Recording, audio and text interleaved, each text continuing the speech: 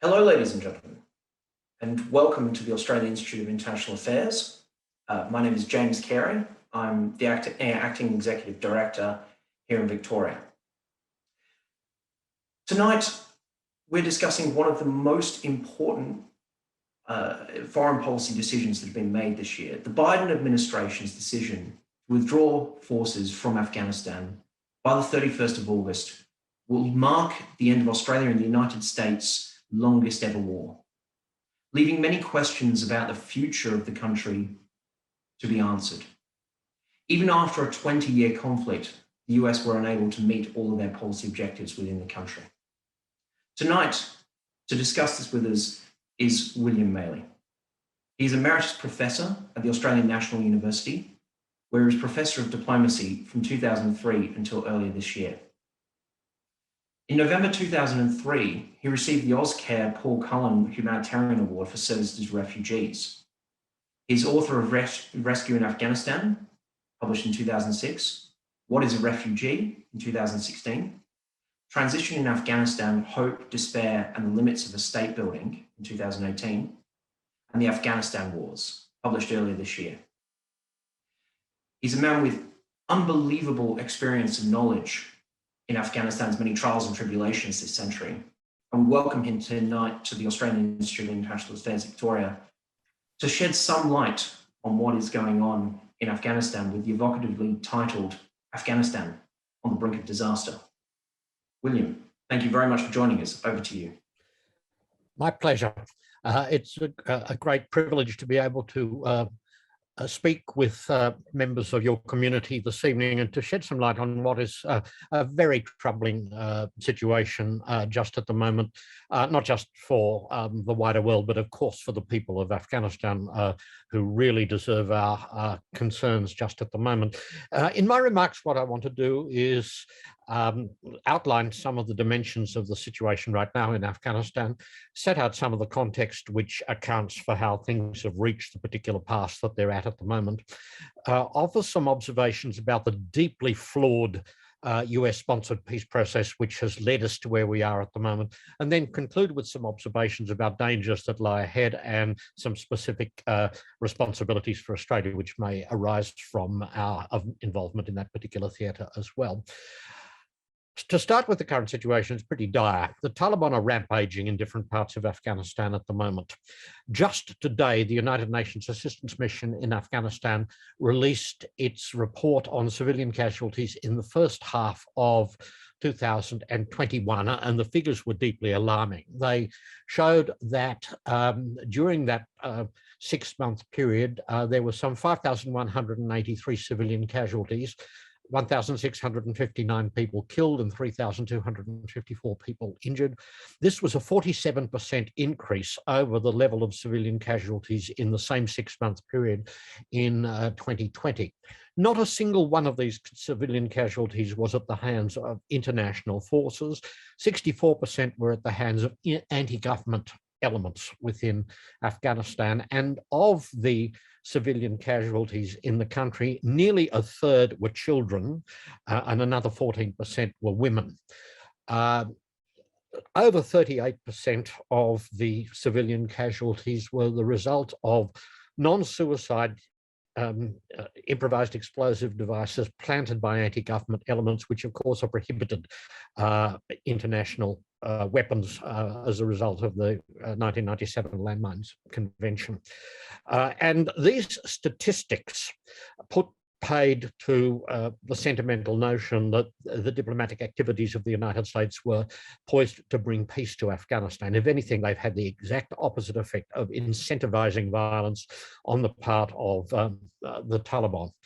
And the nature of the combat in Afghanistan at the moment also reminds us that in any sociologically defensible definition of terrorism, the activities of the Taliban fall squarely within that particular category. Western actors have been squeamish about applying this label to the Taliban in the way that they haven't, for example, in respect of bodies like ISIS or Al-Qaeda. But if terrorism is the use of actual violence against non-combatants for a political objective with a view to creating a psychological effect which is disproportionate to the harm that's caused, then a great deal of what the Taliban do falls squarely within the definition of terrorism. Now, one of the key factors that has contributed to this escalation of violence in Afghanistan has, of course, been the widespread perception that Western forces are heading for the door. Western forces largely left Afghanistan by the end of 2014, but the relatively small force that was left thereafter was nonetheless critical in providing niche skills for the Afghan armed forces. But also more significantly in a way in bolstering the morale of the wider population through sending a signal that the wider world remained committed to Afghanistan and the kind of Republican model of more pluralist politics which has prevailed since 2001, even if there have been severe defects in the way in which the government has actually functioned on a day-to-day basis. The commitment of the Biden administration, together with its partners, to leave Afghanistan has really left the people of Afghanistan high and dry, and that's created a particular danger to which I want to return in just a moment. The humanitarian consequences have also been dire. According to the United Nations, over 270,000 families have been internally displaced within Afghanistan since the beginning of this year, and that is likely to mean well over 1 million people. Women are, of course, terrified at the moment because of the spectacle of the return of the Taliban. They often remember all too clearly the way in which the Taliban had behaved in the period when they were in Kabul and other cities at the end of the 1990s until 2001, when they were by a wide margin the world's least feminist movement, and the behaviour of the Taliban in the areas into which they've been moving recently has suggested that they are very likely to attempt to impose, perhaps even more harshly, exactly the kind of restrictions that they had imposed on women in that earlier period. The notion that the early Taliban have been replaced by some kind of Taliban 2.0 has proved to be wishful thinking of the dreamiest possible variety. And furthermore, there have also been some very, very nasty attacks on members of the Hazara community in Afghanistan, not exclusively by the Taliban, since ISIS has also been involved in this kind of activity, but on a scale that has prompted the United Nations in today's report to warn specifically about the risks that Hazara Shia face in Afghanistan, and in a way which has also fueled increasing international demands to recognize the risk of genocide directed against the Hazara population. Of course, genocide under international law does not need to involve an attempt to eliminate a group in its entirety, but merely part of a group on the basis of its identity. And that's a very real fear which is entertained by members of Afghanistan's Hazara community at the moment. Now, if one looks at the context that has contributed to this dire situation, there are a number of factors that are worth noting at this point. The first is that although the United States talks about a 20-year war in Afghanistan, it's really the case that the US involvement in Afghanistan has been sporadic and fitful rather than continuous throughout that period, with the US invasion of Iraq in 2003 proving to be a monumental distraction from the Afghan theatre of operations, which really emboldened the enemies of a republican system to revive their activities on a grand scale. There are some wider questions that one could ask about the reliability of the United States as an ally to anyone as a result of the way in which Afghanistan has been treated. Promises by successive US politicians over a long period of time that Afghanistan would not be abandoned have proved to be extremely hollow in the light of more recent events. A second problem was the development of a neo-patrimonial political system in Afghanistan, in which formal institutions became entwined and entangled with patronage networks. Now, people have on occasions tried to see this as a reflection of traditional culture in Afghanistan, but I think one needs to be very wary about such a simplistic approach, because Donald Rumsfeld, for example, in his memoirs, stated quite explicitly that he had encouraged President Karzai in Afghanistan after 2001 to emulate Mayor Richard J. Daley of Chicago, who had famously in the 1960s and early times put together a political machine that was based on patronage. And this was possibly the worst advice which could have been given to a politician in Afghanistan. And in the specifics of the Karzai administration, was really like offering whiskey to an alcoholic. And that had very detrimental effects, which have continued into more recent times. But the most troubling of all has been the availability to the Taliban of sanctuaries in Pakistan, supported by the Inter-Services Intelligence Directorate of the Pakistan Armed Forces, as a result of which a great deal of the instability in Afghanistan has really reflected a creeping invasion of Afghanistan by Pakistan. And there's quite a lot of academic literature on proxy wars and surrogate wars, which highlights this particular danger, but it's something which Western actors have been peculiarly reluctant to call out, even though the evidence of what's been going on has been pretty abundant. And it's worth mentioning this because sometimes one sees press reports which suggest that the Taliban are surging back in Afghanistan because of mass popularity.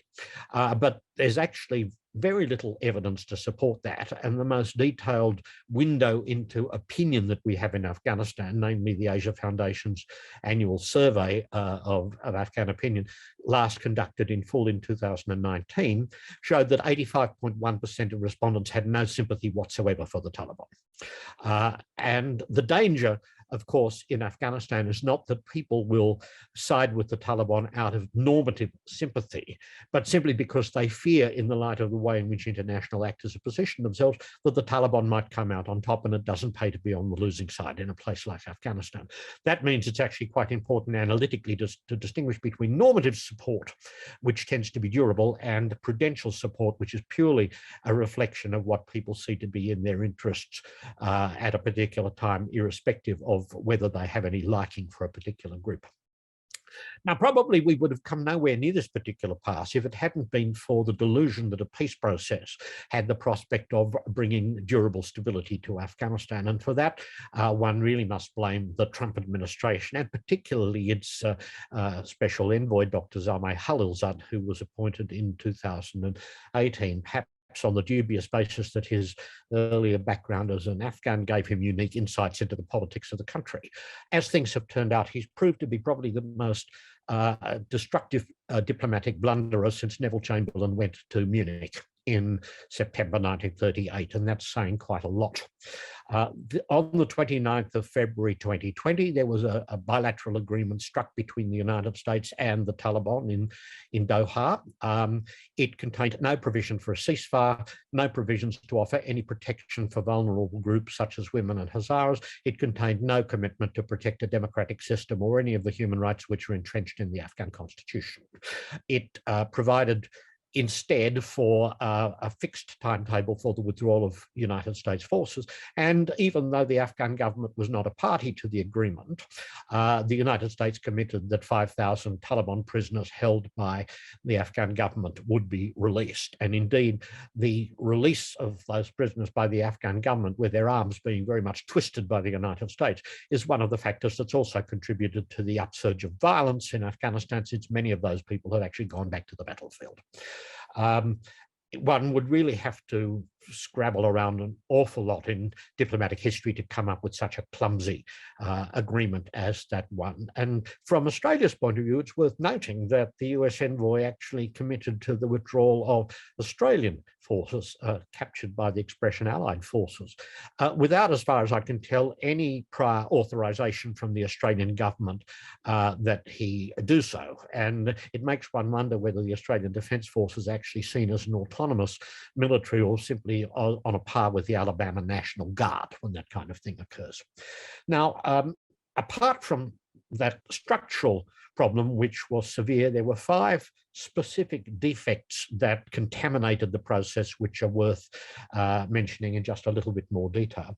Firstly, and perhaps most severely, was the assumption that the Taliban were actually interested in negotiating in good faith with the Afghan government. This was supposed to be the big dividend that flowed from the 29th February 2020 agreement. And indeed, it led Dr. Halilzad to describe the 29th of February as a day to remember, which I couldn't help finding reminiscent of Walter Lord's book called A Night to Remember, which was about the sinking of the Titanic. The focus on good faith negotiations proved almost immediately to be naive. They were supposed to commence by the 10th of March. They didn't. It was not until September that even trivial face-to-face encounters began.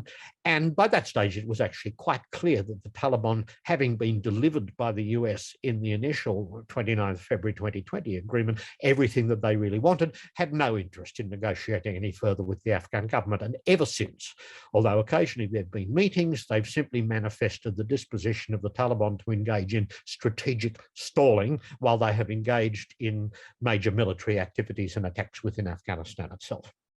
Now, one of the problems, and I've hinted at this already, that this manifested was a second defect, namely a defect of process. Initially, the United States had stated that nothing would be agreed until everything was agreed, which is a perfectly reputable approach to negotiation, because it means that a conditional offer will only become concrete when there has been some kind of reciprocal commitment from the other side. By moving away from that to a two-stage process in which the United States would first strike its own agreement with the Taliban, it ran the risk, which then materialized, that the Taliban would feel that they got everything that they really wanted from the first stage and would not negotiate seriously thereafter. And it should have been quite obvious to anyone with diplomatic experience that this was a grave danger associated with the whole process. And what it actually signaled was that the United States was looking for an exit agreement. Rather like the April 1988 Geneva Accords between the Soviet Union, between the Afghan government technically and Pakistan, but guaranteed by the Soviet Union and the United States, which really were designed to provide a veil behind which the Soviet Union could execute the extraction of its remaining forces from Afghanistan, rather than set the scene for any kind of peaceful future in Afghanistan. And as is well known, the Geneva Accords simply remitted the whole conflict to the battlefield in much the same way as the 29th February 2020 agreement has done. There were then significant problems relating to implementation. As the process of implementation chugged along, the Taliban began to demand more of the United States than was actually contained in the 29th February agreement. And here it's worth bearing in mind the old warning that Owen Harries used to share, that if you act as if you can be taken for granted, you will be taken for granted. And this had implications for Australia because a rogue Afghan soldier called Hekmatullah had actually killed 3 Australian soldiers within their own barracks when wearing an Afghan army uniform. He was not a combat or political prisoner of the kind covered by the reference to the 5,000 in the February 2020 agreement. He was a war criminal. And until the 7th of September 2020, the United States was actually at one with Australia in adopting the position that he should not be released. But the Taliban kept demanding it as a condition for moving forward in intra-Afghan negotiations, and the United States then executed a 180-degree pivot and supported the demand of the Taliban that Hekmatullah be released. Even a direct telephone call from the Australian Prime Minister to the US President proved unsuccessful in shifting the US position on that issue, and eventually Hekmatullah was released from Kabul, much against the wishes of the Afghan government, to a kind of house arrest in Qatar, which is where he remains up to the present. And of course, the implication of this from the Taliban's point of view was that the United States was a soft touch, which could be pressured to deliver even more than the original agreement had been required, simply because really it was an exit agreement rather than a meaningful peace agreement. The agreement also reflected a poor understanding on the part of the wider world of the importance of mass psychology in Afghanistan. And this brings me back to the point I was making earlier about the difference between normative and prudential support. In Afghanistan, regimes rarely changed by virtue of one force grinding its way militarily to the center of Kabul. It's much more the case that regime change tends to be produced by realignment of forces as different power holders and different elements of the population conclude that some particular group is more likely than another to come out on top. As Thomas Hobbes once said in Leviathan, reputation of power is power. And one of the great flaws of the US diplomatic approach was to boost the reputation for power of the Taliban and undermine the reputation for power of the Afghan government. The risk that then flows from that is what social scientists call a cascade, where you get the kind of realignments, as we saw, for example, in Eastern Europe in late 1989, when the fall of the Berlin Wall, which indicated that the Soviet Union was no longer willing to intervene militarily in Eastern Europe to prop up puppet regimes, led to a series of demonstrations that brought all the Eastern European regimes previously aligned with the Soviet Union down by the end of the year. Even the hardline regime in Romania was overthrown in the December 1989 Romanian Revolution. This is absolutely central to managing the current situation in Afghanistan, because what's required, in a sense, to address the current danger is not just words from Western powers, but the kind of support that would see the Afghan government, for example, recover control over customs posts at various borders, which the Taliban have been seizing in recent times, very much an indicator that there is a strategic agenda that they're pursuing, and that it's not just angry local Taliban who are engaging military activities. Almost certainly a strategic agenda being set in Pakistan, by the way.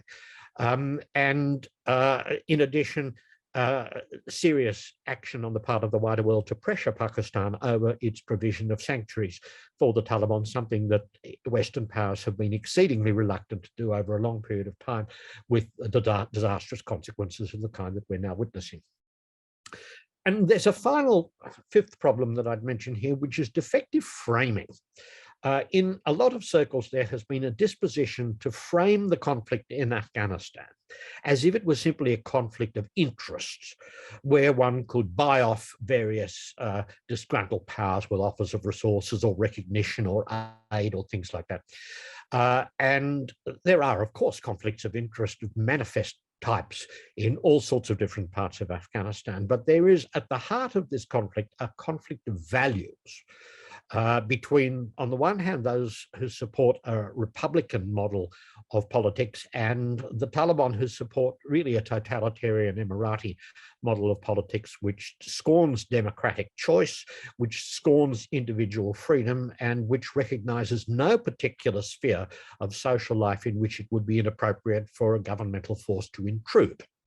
And this is why so many people in Afghanistan are extraordinarily apprehensive about what the return of the Taliban might mean, because many Afghans in the 20 years since 2001 have encountered socialization experiences of a type which no previous Afghan generation had experienced. It's worth remembering that 70% of the population in Afghanistan is actually under the age of 30. And that many have grown up with media of communication in a globalized world which no previous Afghan generation had ever experienced.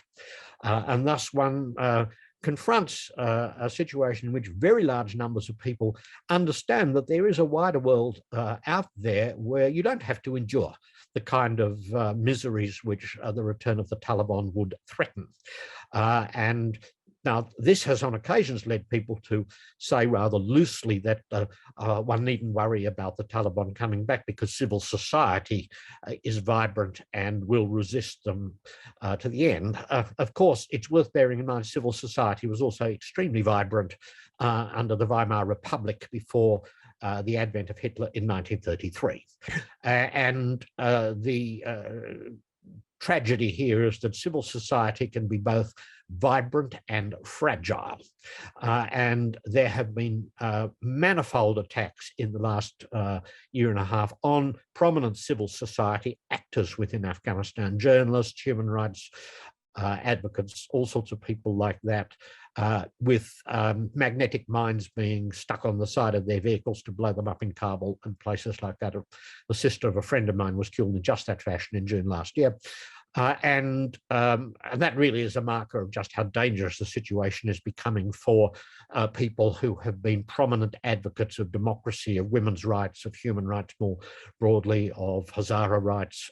It's a very dangerous situation for such people. And in a way, those who have worked tirelessly for really significant values in Afghanistan in the last 2 decades have been thrust into the front line in a way which has exposed them to counterattacks by the Taliban most dangerously in recent times. That brings me to some comments about the risks that exist at present. And the risk which is looming most prominently in the thinking of a lot of ordinary Afghans is that of a totalitarian theocracy. There is really no credible evidence to suggest that behaviorally the Taliban would be any different in 2021 or 2022 from what they were in the late 1990s. If anything, they're likely to be even nastier than they were at that particular time. And too many people, to be blunt about it, have been seduced by words from Taliban spokespersons in Doha or places like that, capturing interviews on international media. And of course, what people will say when they are aspirants to power and far from it may bear no relationship whatsoever to what they would actually do if they got their hands on power. And there, Lord Acton's famous comment that power tends to corrupt and absolute power corrupts absolutely is particularly pertinent in this particular situation.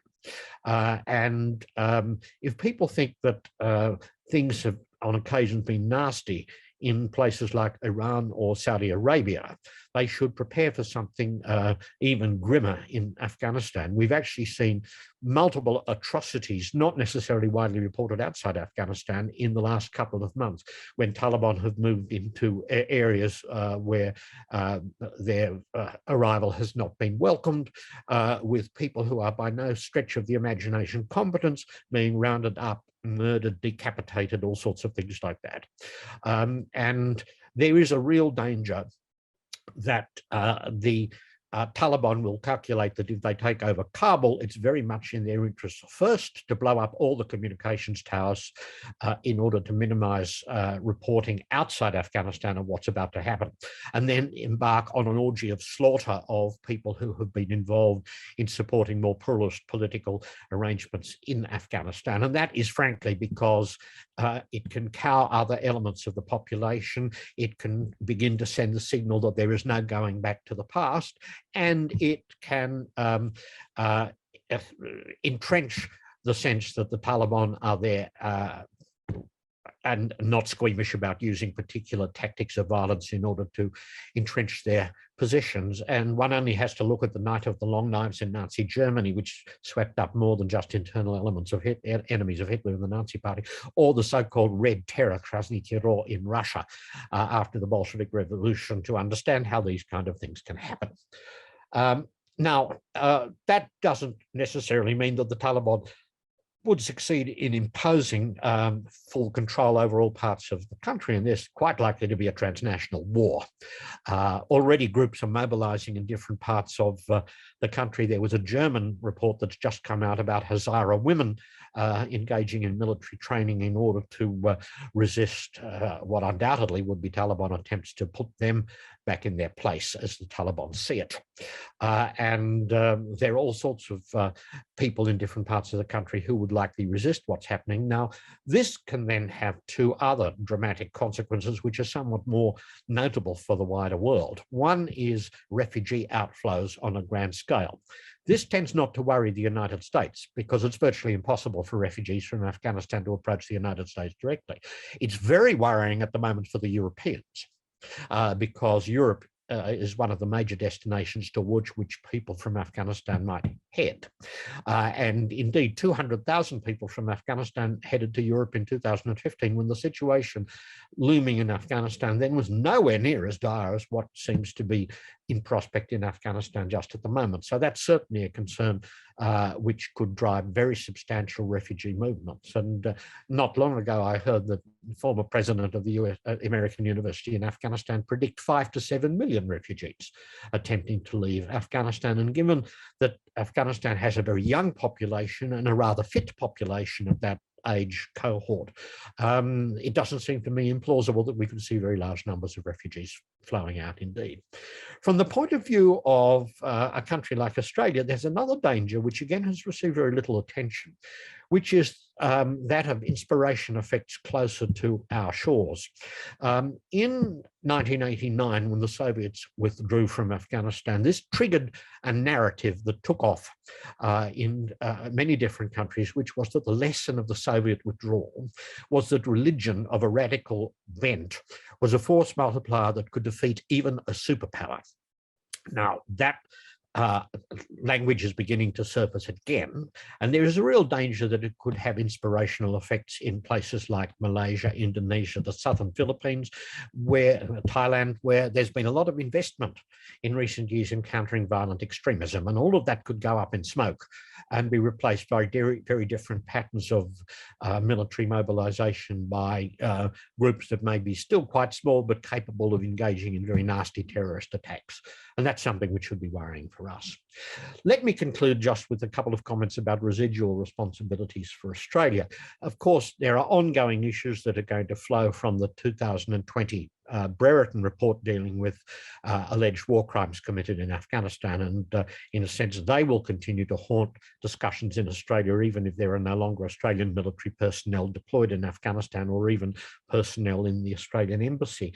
But perhaps the more serious matter, particularly after the closure of the embassy with 3 days' notice on the 28th of May this year, relates to people who have been left behind, to people who were interpreters, people who were locally employed staff of the embassy, people who were working for aid projects in Afghanistan, which the Australian government was happy to see emblazoned with Australian flags and statements about Australian funding, even if some subcontractor was being used to deliver the project on the ground, like Save the Children, for example.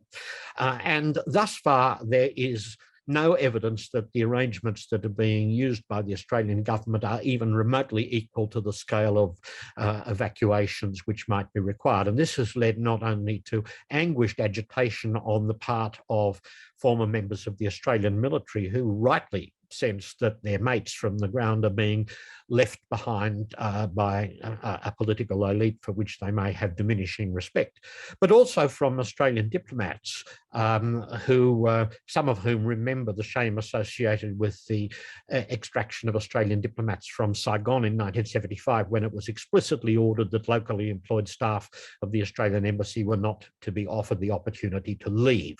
And indeed, this is clearly something which underpinned an outstandingly forceful article last week in the Australian Financial Review by the national president of the Australian Institute of International Affairs, John McCarthy, an article which I would recommend to everyone as a very clear-headed reflection of the dangers of simply relying on laborious and snail-paced bureaucratic processes in a situation such as that which we currently confront. And indeed, the scale of the failure of the government thus far can be measured by the fact that the model that they're using is one that requires that even if after people have jumped through multiple hoops in order to qualify for evacuation, they are expected to leave Afghanistan on commercial flights.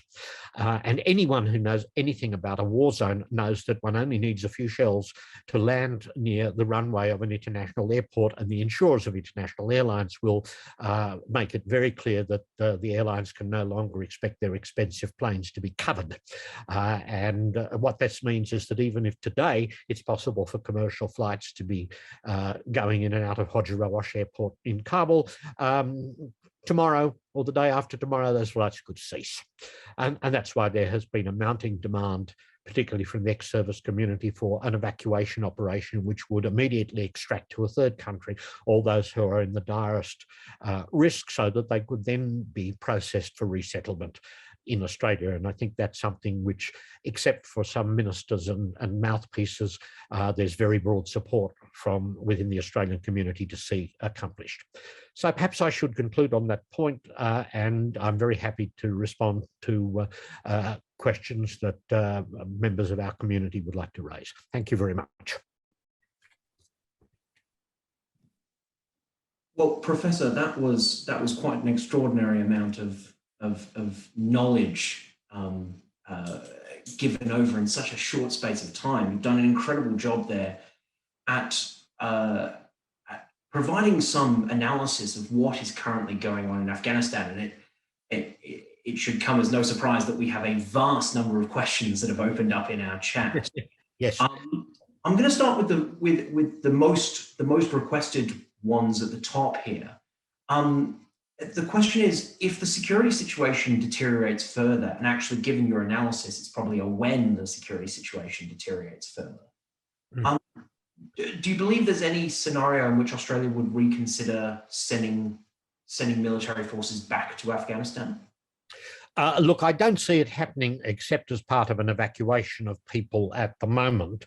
I don't sense within the political elite any particular mood to do so. And unless the United States were to reverse course at the moment, it's highly unlikely that any significant force could be reinserted in Afghanistan that would have the enablers in place to enable significant action to be taken by Australia on its own to deal with the situation. Of course, the longer Australia waits, the greater the dangers that might be associated with an extraction operation, which is why the United States and some European powers and Canada are now moving much more actively to look at evacuation of people who have vulnerabilities as a result of prior association with those particular states. And it doesn't pay in this kind of situation to sit on one's hands, because circumstances can change very quickly in Afghanistan. If you look at the collapse of the communist regime in 1992, exactly 29 days elapsed between the onset of the regime crisis, when President Najibullah announced his intention to resign, and the disintegration of the regime on the 15th, 16th of April 1992. Now, I think there are other things that can be done at this point to try to shore up the position of the Afghan government. But things can go wrong very, very quickly in a place like Afghanistan. And the notion that normal bureaucratic procedures can be equal to responding to those challenges is just fantasy land stuff, really. Yeah, very, very interesting. I mean, moving swiftly on from that as well, the sense that conflict will only increase, it seems. Do you believe there's a reasonable chance that Afghanistan will again become a haven for those better known terrorist organizations like ISIS? Oh, yes. There's actually plenty of evidence, including from a UN report that was released just a couple of days ago, the 1267 report, that shows that such groups remain active in Afghanistan, some of them in alliance with the Taliban. And there was a very naive view that floated around in some US circles, partly because of a foreignpolicy.com article by an academic who was not a specialist on Afghanistan, suggesting that the United States might partner with the Taliban in trying to deal with the ISIS problem.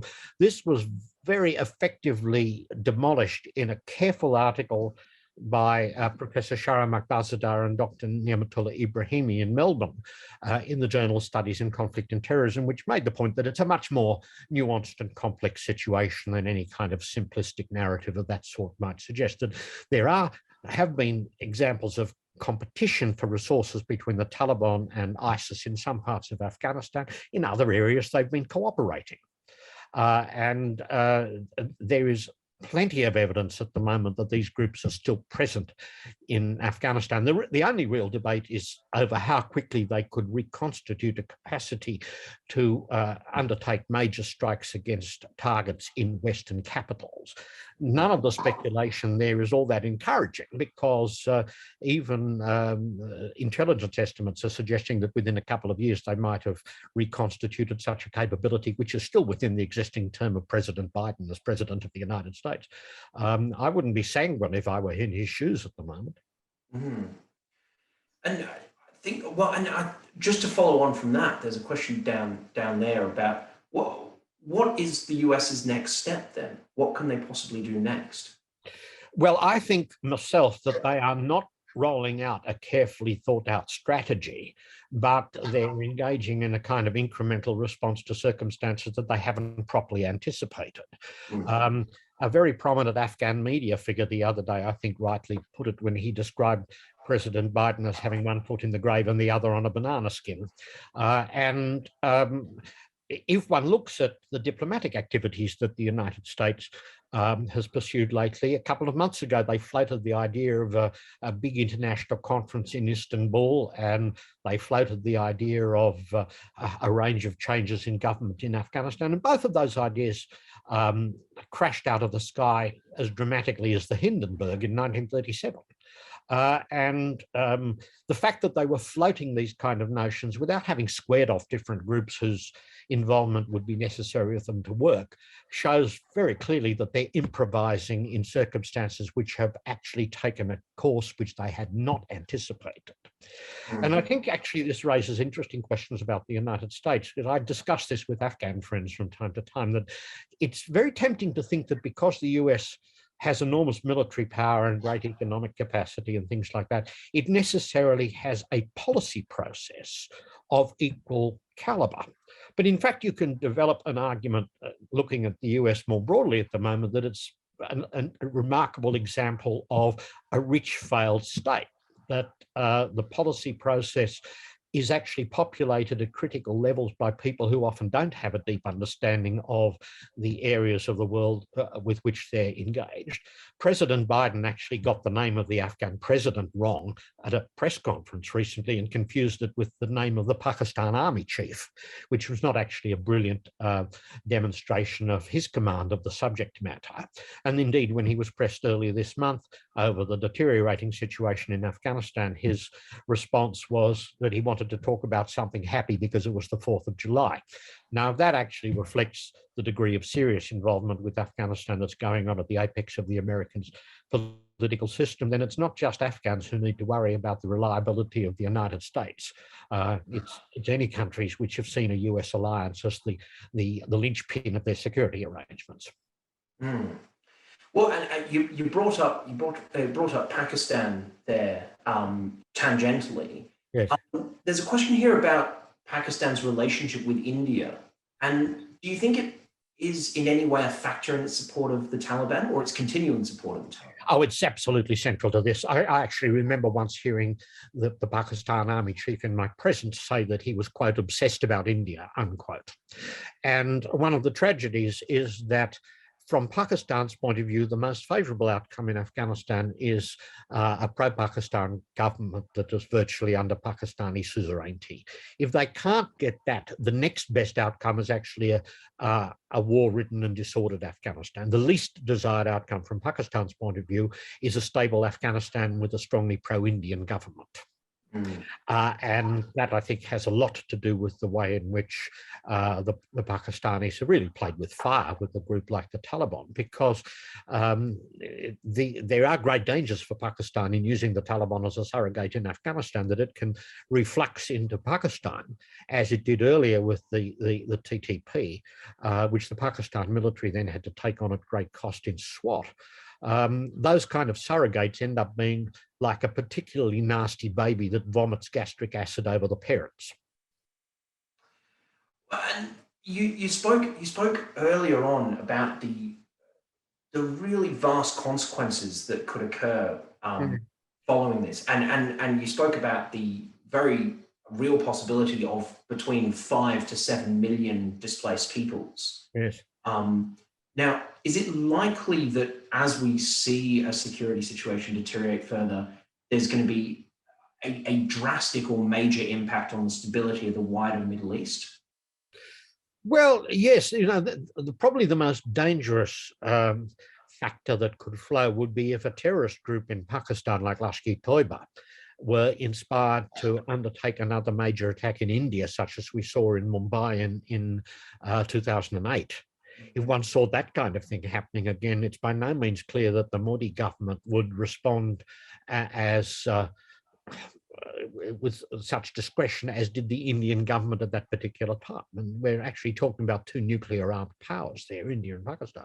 So there's every reason to fear that developments in Afghanistan aren't simply capable of being contained to a single country like that, but can have spillover effects in all sorts of directions. And one of the things I found thoroughly alarming in recent times is that the discussion in many parts of the world has had a very narrow focus and actually hasn't taken into account the kind of spillover effects that can flow out of the strategic environment in places like Afghanistan. They're potentially very dangerous. Yeah, yeah. It's a really interesting point that you bring up there, the fact that we have been so narrowly focused. Why is this? Why have we been so narrowly focused on topics like Afghanistan? Why can't we take into account the much wider context within which these conflict zones exist? Yeah, look, one of the questions there is who exactly we mean by we, because I think some academics have done this kind of work, but one of the things that has been slightly disturbing in the last 20 years, for example, is that Australia, for one, has followed the strategic thinking or lack of strategic thinking of the United States in Afghanistan. There's not been much evidence of Australia thinking through carefully from a strategic point of view what its own specific interests might be. And indeed, when really the one big parliamentary debate on Afghanistan in recent times took place in Canberra under the Gillard government, the rationale for Australia's involvement in Afghanistan was expressed purely in terms of something which was really rather spurious, preventing terrorist attacks from coming to Australia. And I say it's spurious because it was more likely that Australia's involvement with the United States in a conflict zone in the Middle East or West Asia would bring terrorism in rather than exclude it. But the other was simply that Australia had an interest in partnering with the United States. And that's actually not a significant strategic interest unless you come to the conclusion that you are going to succeed in building up very significant capital that can be then exploited in the future for your own benefit. And I suspect that's a misreading of the way in which the US political system functions, that these days powers are judged not on the length of their contribution to an alliance, but simply on whether they're prepared to jump when someone in Washington tells them to do so. And if that's the case, it suggests a real dearth of strategic thinking of our own about what these kind of commitments might involve. Now, I think one can actually argue, given some of the other things I've been talking about, the inspirational effects in our region, for example, of a terrorist group successfully seeing the United States out of Afghanistan, that we do have strategic interests there, but they've never been articulated in those terms. They've been articulated much more in terms of simply cuddling up to the United States, to put it bluntly. And I think we need a more independent way of thinking about the world than one which simply takes the priorities of the United States as the starting point and then follows them in a somewhat obedient fashion. In fact, for the former British Foreign Secretary, Douglas Hurd, scornfully commented a few years ago about the dangers of moving from coalitions of the willing to coalitions of the obedient. Yes. I'm going to take a bit of a sharp turn now to ask two questions more related to the human rights side discussed tonight. I have a question here asking you to reflect upon any potential receptions that asylum seekers who are not found to be refugees who have been returned to Afghanistan would face for having lived in the West. Well, that's a very dangerous situation. We actually know that a number of even Australian citizens who've travelled to Afghanistan in the past have been killed in Afghanistan of Afghan background because of their perceived involvement within Australia. Some years ago in Afghanistan, I met an Afghan whose claim for asylum had been rejected in Australia, I think on very dubious grounds, and who had then been severely tortured when he fell into the hands of the Taliban upon his return. I've never met anyone as traumatized as that particular individual, and there were horrific photographs of the injuries that had been inflicted on him as a result. And of course, part of the danger is that assessments that might have been made some time ago, that someone might not have been a refugee within the meaning of the term in the 1951 Convention, might be totally implausible now given the circumstances that have evolved in Afghanistan since an assessment was made. For example, for quite a long period of time, the advice of the Australian Department of Foreign Affairs and Trade was that Hazaras were at no greater risk than any other element of the population in Afghanistan. Now, my view was that this was always a fatuous misreading of the situation in Afghanistan. No one in their right mind would suggest that at the moment, given the targeted attacks by ISIS on Hazaras that have occurred in more recent times, reaching the point where the term genocide is now being used in a number of different countries to capture the kind of dangers which Hazaras face. And very often when one hears the statement that people have been found not to be refugees, the first question that one should ask relates to the integrity of the process by which their claims have actually been assessed. And then the second of these questions here is based on a presupposition that I can't claim to know too much about, but they'd like you to comment on what the exclusion of women from the intra-Afghan peace talks means to achieving durable peace in Afghanistan. Well, there of course have been no women at all on the Taliban delegation. There have been women on the Afghan government side, and some of them are very articulate and forceful people. I don't know that it has made much difference, part for two reasons. One is that the negotiations are not really serious negotiations being conducted in good faith. It's a kind of theatre that makes the US retreat more convenient.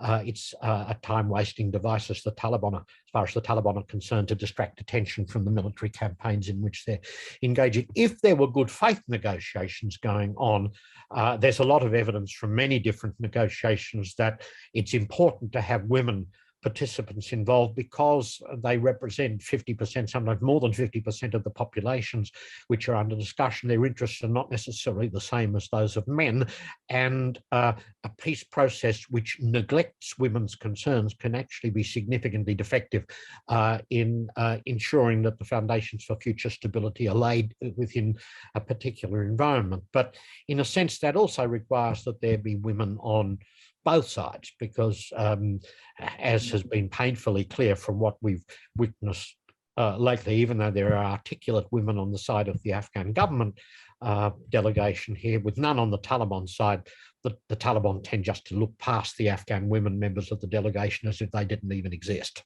And that's not something which gives those women much leverage, except in negotiations with members of their own delegation to promote agenda items. But in fact, the negotiations themselves are so unserious and indeed meaningless at the moment that there's probably not a great deal being lost at present relating simply to the composition of the delegations. No one wants to pull the plug on what's going on in Doha. If the Afghan government simply came out and said, this is meaningless, it's a waste of time, we're walking away, Washington would probably seize that as an opportunity to blame the Afghan government for everything going wrong in Afghanistan, because clearly they want to wash their own hands of responsibility. And even in a readout that the US put out the other day of a telephone call between the presidents of the two countries, it's pretty clear that what the United States is actually setting out to do is not pressure the people who need to be pressured, namely the Pakistani military, but pressure the people who are easiest to pressure, namely the Afghan government. That means that you don't actually have a cohort at the moment with an interest in pulling the plug on the discussions that are taking place in Doha. There's a bit of a peace industry that's trying to pretend that they're leading somewhere. But again, that's pretty spurious. Well, and that was going to be a follow-up question of mine, which Right. was, do you see any hope for the Doha for the Doha peace discussions? But clearly not. No, it's when I was teaching diplomacy, I actually used to teach a seminar on diplomacy going wrong, and people from time to time quote a comment that Churchill made, not in the 30s but in the 50s, or well, it was probably Harold Macmillan who said it originally: "Better George Orr than war." That is actually not a good guide to when you should engage with morally repugnant actors, because there is always a danger in that kind of engagement that you can give people status, a place at the table.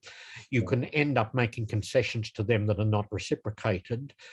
You can create incentive structures through a negotiation process that actually lead to destructive patterns of behaviour on the ground. And in a way, the intense violence that they're witnessing at the moment flows pretty directly from the terms of the 29th of February agreement, because the Taliban did commit not to attack US or international forces, but that, of course, incentivized Taliban attacks on Afghan forces and Afghan targets. And in the future, I mean, this might be the last question, or we might have time for one last one after this. In the future, do you see any role for India in the new Afghan political situation? India has an embassy in Afghanistan and consulates in Mazar-i-Sharif and Kandahar. Just a couple of days ago, they put out a fairly starkly worded warning to Indian nationals in Afghanistan to be very careful about positioning themselves, which means, I think, that India is not exactly retreating from involvement, but is aware of the limits of its influence at the moment.